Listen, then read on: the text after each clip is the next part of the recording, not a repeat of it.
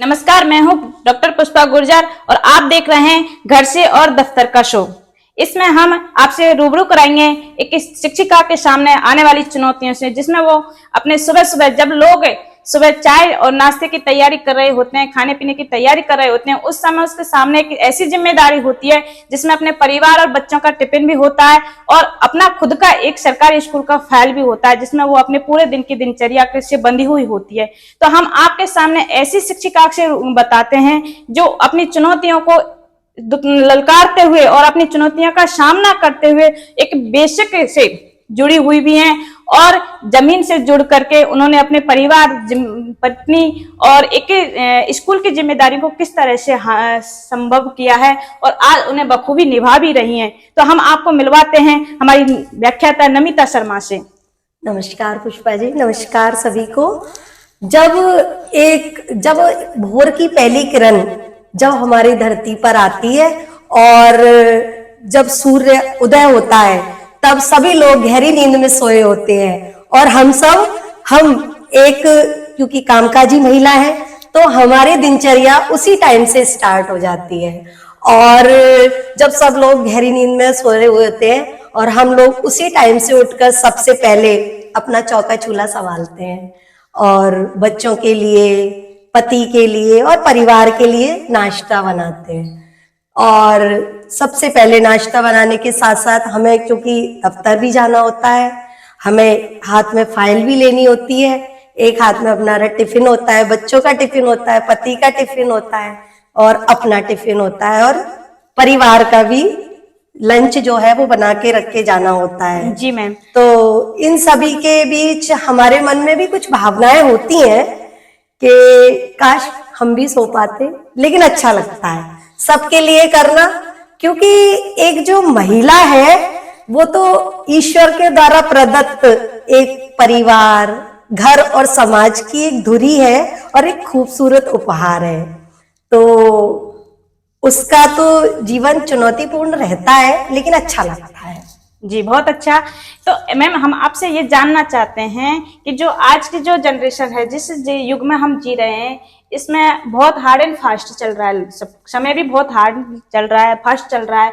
तो इसमें आपको कभी ऐसी चुनौती आई कि आपको ऐसा बोरियत महसूस हुआ या नौकरी जाना आपको ऐसा अच्छा नहीं लगा हो, या फिर परिवार की कोई जिम्मेदारी से आपको ऐसी अड़चन पैदा हुई हो कि कभी आप मतलब नौकरी और परिवार में से एक को चुनना पड़ा हो?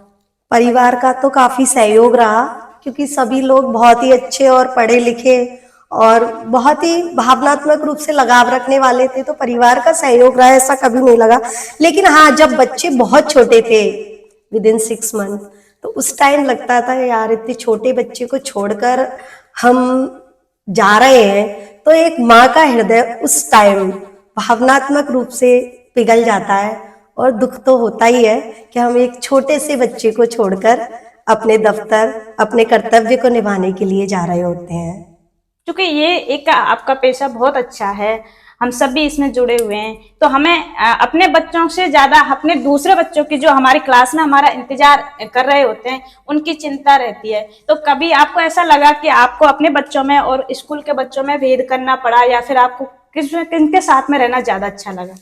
ज्यादातर टाइम तो देखा जाए तो बहुत जो एक पूरे दिन का जो बहुत लंबा समय है हम स्कूल के बच्चों के साथ गुजारते हैं, उन बच्चों से ज्यादा लगाव है, क्योंकि हमारे बच्चों के पास वो सारी सुविधाएं, लेकिन हम एक सरकारी स्कूल में हैं, तो अभी जितनी सुविधाएं हमारे बच्चों के पास उनके पास नहीं है, तो हमें उनसे ज्यादा भावनात्मक लगाव है और अच्छा भी लगता है कि हम उनके लिए कुछ करें और वो आगे बढ़े। हाँ पुष्पा जी, आप भी एक टीचर हैं, तो एक माँ, शिक्षिका और पत्नी के बीच आप अपने आप को कहाँ पर पाती हैं? देखिए मैम, ये तीनों ही जो रोल मुझे आपने बताए, माँ, पत्नी और एक शिक्षिका, तीनों की अहम भूमिका है अपने जीवन में, हम किसी को भी नेग्लेक्ट नहीं कर सकते। माँ का रूप अलग है, पत्नी का रूप एक पति के लिए भी अलग है, परिवार के लिए भी अलग है, और एक शिक्षिका जो सबका आदर्श होती है, बच्चों का, समाज का आदर्श होती है। तो तीनों ही भूमिकाएं अलग अलग हैं, लेकिन हमारे पास में गॉड गिफ्टेड एक महिला होने के नाते सभी नारी शक्ति को ये शक्ति प्राप्त होती है स्पेशल, कि वो सब में सामंजस्य कर सकती है। एक देवी का एक रूप। देवी का रूप होता है। मातृ शक्तियां जितनी हैं उन्होंने भी सबने ये जो भूमिकाएं हैं वो सब निभाई हैं।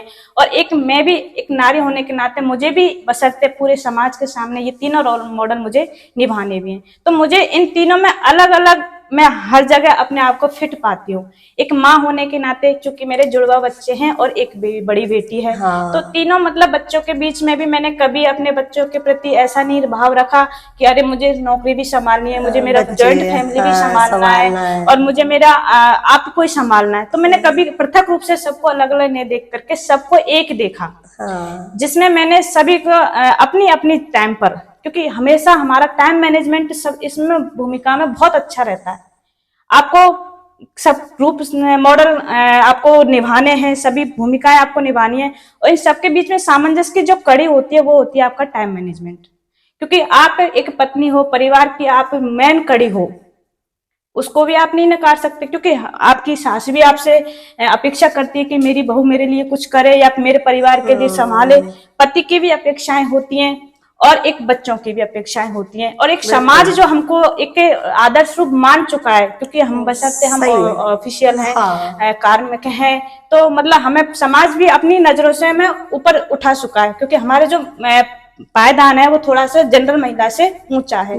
तो उसमें हमको उनकी भी अपेक्षाओं का ध्यान रखना है। तो हमारे एक टाइम मैनेजमेंट जो होता है वो हमारी सभी भूमिकाओं में सामंजस्य बनाते हुए हमको बहुत अच्छा से निभाने की शक्ति देता है।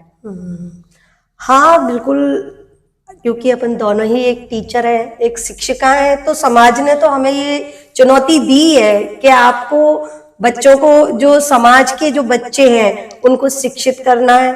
तो मेरा भी यही रहा है कि उन बच्चों को बिल्कुल अपने बच्चों की तरह ही ट्रीट किया है। हमारा जो 18 घंटे के बाद में जो 6 घंटे का जो टाइम होता है और उस टाइम का जो हमारा बेसब्री से, क्योंकि यहाँ मेरे परिवार में बशर्ते मुझे कितने बच्चे इंतजार करेंगे, मेरे बच्चे इंतजार करेंगे, लेकिन वहां पर मेरे 250-300 बच्चे, 400 बच्चे हमारा इंतजार करते हैं। तो हमें उनकी भावनाओं का भी ध्यान रखना है, क्योंकि हर एक बच्चा जो आता है वो अपना एक व्यू लेकर के आता है। और हम जब प्रेयर सेशन में खड़े होते हैं तो हर एक बच्चा हमें अपने अपने व्यू से वो नोटिस करता है। तो हम उनकी भावनाओं को हमें समझते हुए उनका पूरा पूरा ध्यान रखना पड़ता है और पूरी पूरी उनकी जो भी जिम्मेदारियां हैं, जो भी उनकी समझ है, डेवलप करना है, जो भी हम उनको अपने लेवल पर, अपनी नॉलेज के दम पर दे सकते हैं उतना हम देने की कोशिश कर रहे हैं। और बच्चा क्या है, एक घर से ज्यादा, मतलब अपनी माँ से ज्यादा एक टीचर की मानता है। बिल्कुल, वो उसका मतलब रोल मॉडल, उसका आदर्श होता है। बिल्कुल आदर्श मानता है। आप कोई भी बातें हैं वो बच्चा सबसे पहले टीचर की मानेगा। तो हमारी सबसे महत्वपूर्ण भूमिका ये रहती है कि हम बच्चों को सही मार्गदर्शन और एक और चीज होती है मैम, जो उसकी 18 घंटे की घर की, परिवार की, जो भी परिवेश में उसने देखा है, जो भी जिज्ञासाएं होती है, तो वो वहां कर उनको शांत करता है। बिल्कुल बिल्कुल, ये मतलब हमें एक अच्छा भूमिका भगवान ने हमें ये व्यवसाय के रूप में दिया है। तो ये हमारे किसी न किसी पूर्व जन्म के अच्छे कर्मों का ही फल है, जो हमें मतलब मुझे भी बहुत गर्व होता है कि मैं एक शिक्षक की पत्नी और एक शिक्षक की बेटी और एक शिक्षक की पुत्रवधू और खुद भी एक शिक्षिका के रूप में हूँ। तो मुझे ये बहुत गर्वान्वित महसूस होता है कि एक इतने अच्छे पेशे को भगवान ने हमें दिया है। तो मैं आपसे एक जानना चाहती हूँ कि कई बार हम शिक्षिकाओं के सामने नौकरी की वजह से परिवार की दूर रहना पड़ता है, आने जाने की प्रॉब्लम होती है। कई बार तो ऐसा होता है कि हम बहुत दूर, हमारी पोस्टिंग प्लेस होता है और हम वहां पर परिवार सबको छोड़ना पड़ता है। तो इन सब के सामने कभी आपको ऐसा परेशानियां आई, कभी ऐसी चुनौतियां आई? बिल्कुल, एक कामकाजी महिला को ये तो हर क्षेत्र में ये परेशानी आती है। और क्योंकि अपने घर से दूर जाना पड़ता है, मतलब अलग अलग साधनों से, तो देखा जाए तो एक जोखिमपूर्ण रास्ता भी रहता है। और अभी अपन देखते ही हैं कितनी दुर्घटनाएं होती हैं। तो ये सब साथ में, ये तो एक संघर्ष लेके चलना ही पड़ता है। एक कामकाजी महिला को ये संघर्ष करना ही पड़ता है और इस चुनौती को स्वीकार करना पड़ता है। अपने घर से अपना व्हीकल उठा के सुबह ही चलना और अपना तय करके दूरी और अपने कार्यस्थल पर पहुंचना, तो ये एक संघर्ष है जो हर एक महिला को इसके सामना करना पड़ता है। बिल्कुल, हाँ, लेकिन अच्छा लगता है। हाँ, अच्छा तो है, क्योंकि वो संघर्ष को सीख लिया है, बिल्कुल वो हमारी लाइफ में एडजस्ट हो लाइफ गया का है, पार्ट हो गया पार्ट है। हो गया है वो, तो वो अच्छा लगता है। पुष्पा जी, घर, परिवार, समाज और कैरियर और पहनावा, ये सारे सवाल महिलाओं से ही क्यों होते हैं, पुरुषों से क्यों नहीं होते हैं? जी, बहुत अच्छा सवाल आपने किया है, और इस सवाल से मेरी बहुत सारी बहनों को जवाब भी मिलेगा अपना। तो इसमें क्या है मैम, हम आपसे दैनिक एक नेचुरल अनुभव आपसे बताना चाहते हैं कि आज जो समाज की धारणा बनी हुई है, क्योंकि चूंकि पहले महिलाएं ऑफिस नहीं होती थी, पढ़ी लिखी भी ज्यादा नहीं होती थी, होती तो रेयर होती थी, होने को तो विदुषियां वैदिक काल से ही हैं, वैदिक काल में, लेकिन हाँ। जो आज की तुलना में देखा जाए तो वो रेशो थोड़ा कम था पहले। आज रेशो बढ़ रहा है, समाज की धारणा भी चेंज हो रही है, तो मतलब एक धारणा बनी हुई है कि महिला को इन चुनौतियों का सामना करना पड़ता है। और जीवन में वास्तव में यदि हम देखा जाए तो ये जो चुनौतियां हैं ये आती हैं, उनको कैरियर का भी चुनाव अपने अनुकूल सोचना पड़ता है, सामाजिक धारणा बनी हुई है उसको भी अपने माइंड में सेट करना पड़ता है कि मेरे अपने चारित्रिक रूप से भी अपने आप को फिट रखना पड़ता है, अपनी भावनात्मक रूप से भी अपने स्वाभिमान को भी बचाना होता है। तो ये सभी चीजें फेस करनी होती हैं एक कैरियर का चुनाव करते समय। तो महिलाओं को वास्तव में और इन चीजों का करना भी चाहिए, मैं इसके विरोध में नहीं हूं कि महिलाओं को कुछ भी उठपटांग कर लेना चाहिए, नहीं, इन सब का चुनाव करते समय, अपने करियर का चुनाव करते समय इन सब चीजों का, अपने परिवार का, समाज का, अपने मूल स्वाभिमान का ध्यान रखना चाहिए। मतलब पहले क्या है, महिलाएं जॉब नहीं करती थी और अब वो जॉब करने लग गई हैं। हाँ। तो इसलिए भी ये सवाल महिलाओं से, क्योंकि महिलाएं पहले बहुत कम अपने सरकार कामकाजी महिलाएं बहुत कम होती थी और आजकल बहुत ज्यादा होने लग गई हैं। हाँ। तो इसलिए भी ये समाज किया जाता इसको है। स्वीकार करने में समाज को वक्त लगेगा, लेकिन अब समाज ने स्वीकार कर लिया है कि महिलाएं, कामकाजी महिलाओं को ज्यादा प्रायोरिटी दी जा रही है, चाहे वो किसी भी क्षेत्र में हो, शादी विवाह, हर क्षेत्र में उन्हीं को ही दी जा रही है और समाज इससे एक्सेप्ट भी कर रहा है। और समाज को जागरूक भी होना पड़ेगा कि वो महिलाओं के इस रूप को सहर्ष स्वीकार करें। कि नमिता जी, हमें रोजमर्रा में ये देखते हैं कि हम भी जब अप डाउन करते हैं या हम कहीं बैठे हों या हम एक कहीं पब्लिक प्लेस पर बैठे हों, तो मतलब एक टीचर की छवि को लेकर के एक थोड़ा सा नेगेटिव दिखता है कि क्या है, टीचर ही तो है। तो मतलब इस व्यू से आपका बहुत क्या कमा रहे हो, हैं पैसे, हाँ कमा रहे हैं, पैसे भी कमा रहे हैं और इनके पास तो अथाह है, इनकी क्या इतनी छुट्टियां भी है, तो मतलब इससे आप क्या क्या कहना है कि ये धारणा समाज की जो है वो सही हाँ, है? हाँ, हाँ, बिल्कुल, आपने बिल्कुल अच्छा सवाल किया और बिल्कुल सही कहा। लोग कहते हैं कि अरे क्या है, टीचर ही तो है और पैसा तो अथाह है, खूब कमा रहे हैं और निठल्ले बैठे रहते हैं, लेकिन ऐसा नहीं है। हमारे पास एक अहम जिम्मेदारी होती है। हम अपने घर से अपनी घर की जिम्मेदारियों को पूरा करने के बाद एक विद्यालय जाते हैं और वहां पर भी हमें बच्चों को और एक अच्छा बना आदर्श प्रस्तुत करना होता है और उनको एक आदर्शवान बनाने के लिए हमें काफी मेहनत करनी पड़ती है और बहुत सारे काम है हमारे पास। सिर्फ उनको शिक्षित ही नहीं है, उनको पारिवारिक, सामाजिक और एक देश के लिए संस्कारवान बनाने के लिए हमें काफी संघर्षों का सामना करना पड़ता है, क्योंकि अलग अलग प्रकार, अलग अलग तरह के आईक्यू वाले और अलग अलग माहौल से जो छोटे छोटे बच्चे आते हैं, तो उनको हमें काफी मेहनत करनी पड़ती है। तो समाज की इस रवैये को बदलना होगा, इस सोच को बदलना होगा कि ये कुछ नहीं करते हैं। हमें एक अहम जिम्मेदारी दी है जिसका हम उस कर्तव्यों का हम पालन बखूबी करते हैं और ऐसा नहीं है कि हम वहां बैठकर केवल कुर्सी ही तोड़ते हैं।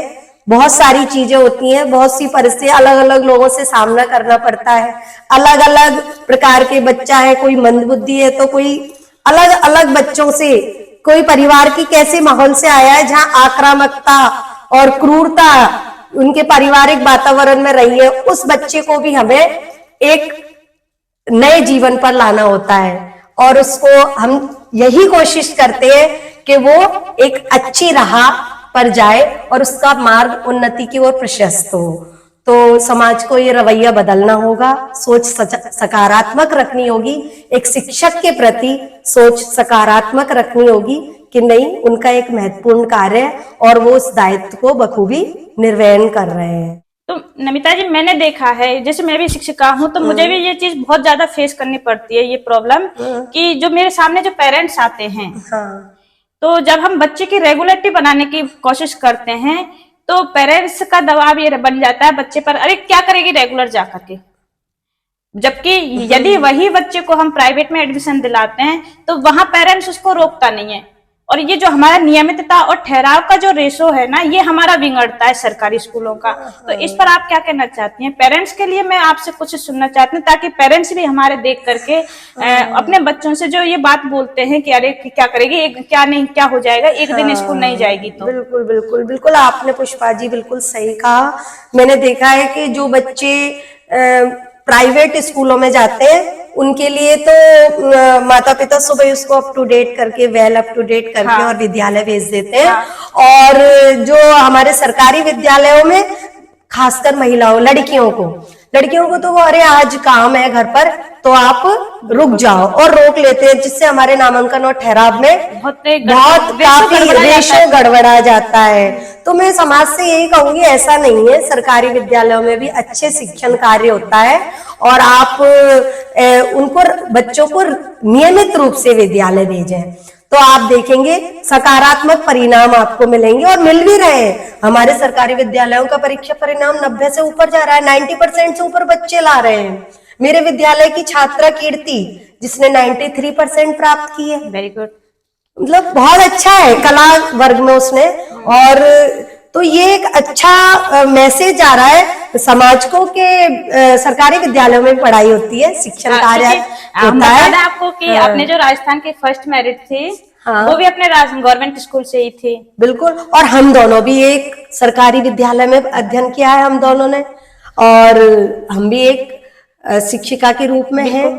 तो सरकारी विद्यालयों के प्रति सोच बदलनी पड़ेगी समाज। अपने को तो इस क्षेत्र में 20 वर्ष हो गए, तो काफी टाइम हो गया, लेकिन जो नई बच्चियां आ रही हैं शिक्षिका के रूप में, तो वो अपने आप को समाज में कैसे सेफ रखें और कैसे एक आदर्श योगदान दें, तो इसके लिए आपके क्या सुझाव हैं? देखिए, आज जो शिक्षिकाएं, महिलाएं जो आ रही हैं, इसमें सबसे ज्यादा जो उनको समस्या फेस करनी होती है वो आने जाने की समस्या है। अपने घर से और स्कूल तक जाने का जो टाइम पीरियड होता है, जो दूरी मेंशन उसमें होती है, तो उसको लेकर के हमेशा सजग तो रहना ही है, साथ ही उनको अपने स्वाभिमान और चरित्र को भी बचाना है।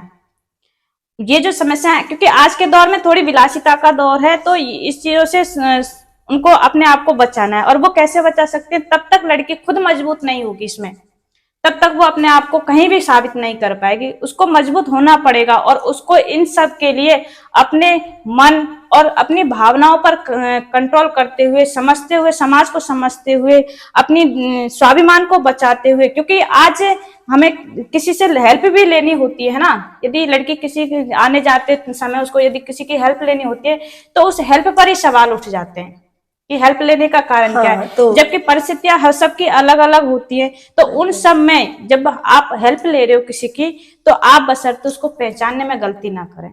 जो लड़कियां जो हेल्प लेती हैं, मजबूरी बस हेल्प लेनी भी होती है। देखो, कहीं भी ऐसा नहीं है हम किस परिस्थिति में कभी किस समय में आ जाते हैं, तो ये मजबूरी है हेल्प लेने की, तो हमें बहुत आवश्यकता पड़ती है अपने जीवन में। लेकिन उस हेल्प लेने के समय हमें ये तय करना है कि हम किस क्राइटेरिया तक उससे हेल्प ले रहे हैं।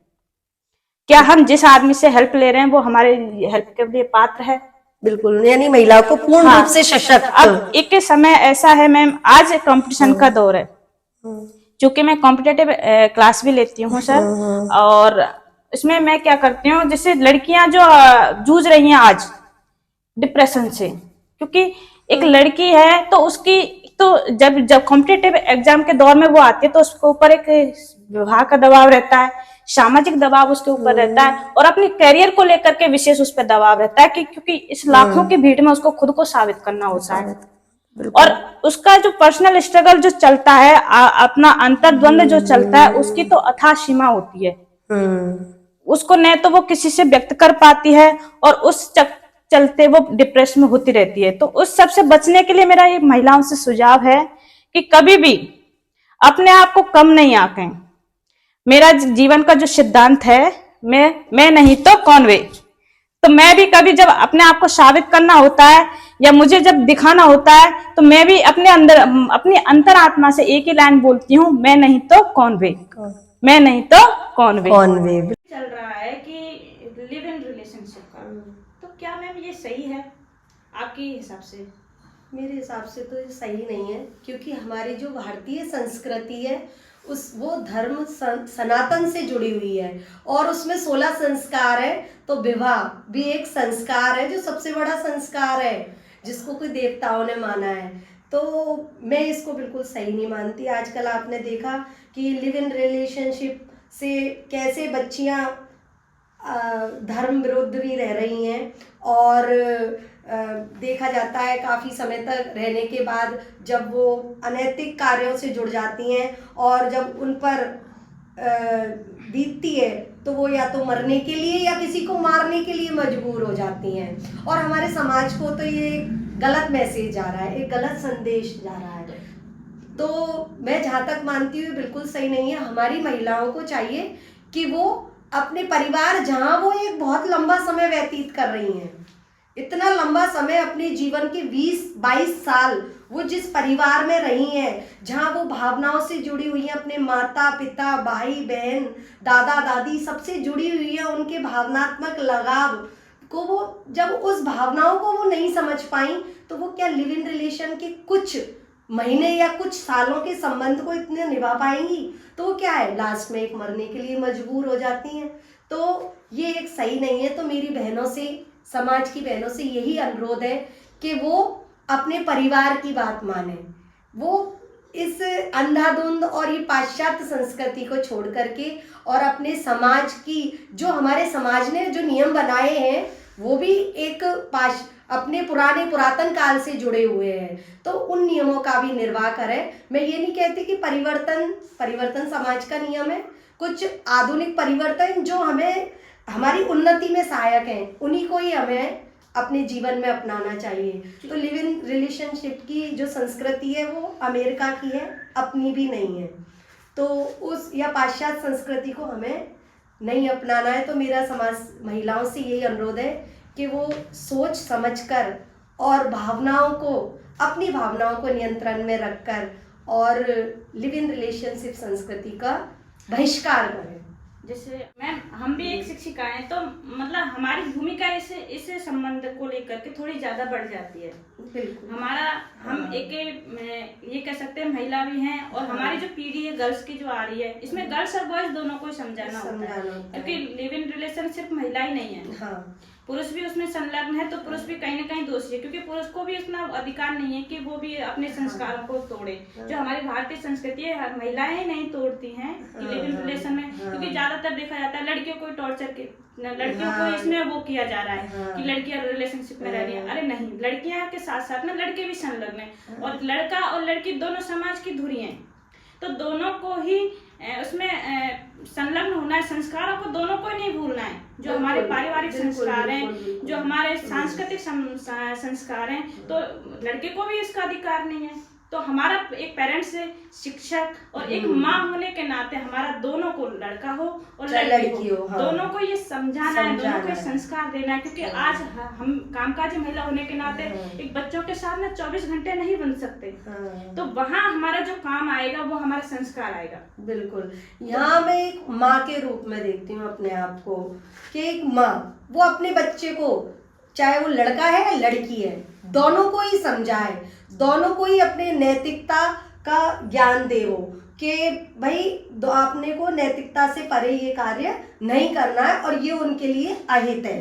तो अपने बेटे को भी यही नहीं कहते कि हम केवल लड़कियों को ही समझाएं कि वो लिव इन रिलेशन में ना रहें या वो अनैतिक कार्य ना, हम अपने बच्चों को, अपने बेटों को भी ये समझाएं कि हमें अनैतिक कार्य नहीं करने हैं। और ये गलत है, ये हमारी सभ्यता और संस्कृति में प्राचीन काल से ही नहीं है और आज भी नहीं है, और हमारे लिए इसका कोई उपयोग भी नहीं है। हाँ, जो भी होना है समाज और हमारा घर जो हमारे लिए तय करेगा वो बहुत अच्छा होगा।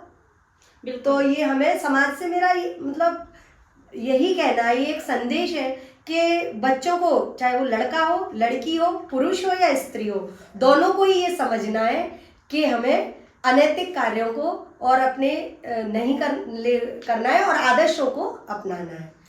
आपने देखा अभी घर से लेकर के दफ्तर तक का शो, तो इसमें आपको कैसा लगा? ये आपको शो देख करके पूरा देखना है और पूरा देख करके ये बताना है कि इसमें सबसे अच्छी चीज़ है, आपको सबसे अच्छी बात कौन सी लगी, कमेंट करके बताना है। आप एक पॉजिटिव रेस्पॉन्स इसमें देना है।